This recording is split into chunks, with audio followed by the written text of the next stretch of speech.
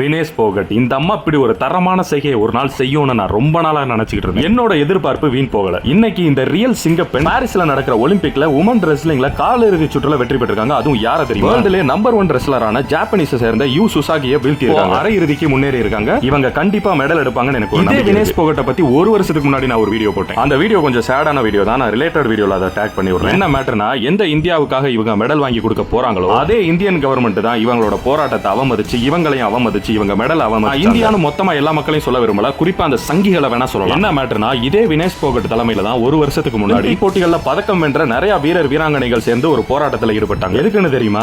எதுக்குன்னு ஞாபகம் இருக்கா? நானே பேசியிருந்தேன், உங்களுக்கு பார்த்திருந்தா. நம்ம இந்தியாவில் உள்ள ரெஸ்லிங் ஃபெடரேஷனோட தலைவர் மாநிலம் கைசர் கான்சோட முன்னாள் பிஜேபி எம்பியுமான பிரிஜ்பூஷன் சரண் சிங் இந்த ஆளு ரெஸ்லிங்ல உள்ள பொண்ணுங்களுக்கு பாலியல் தொல்லை கொடுத்ததா இவங்க கொடுத்த கம்ப்ளைண்ட் அந்த போலீஸ் ஏத்துக்கிறாத காரணத்தினால இந்த ப்ரொடெஸ்ட் பண்ணாங்க. அதே வினேஷ் போகட் தான் இவங்க. அன்னைக்கு வந்த கண்ணீருக்கும் இன்னைக்கு வர்ற கண்ணீருக்கும் ரொம்ப பெரிய வித்தியாசம் கிடையாது.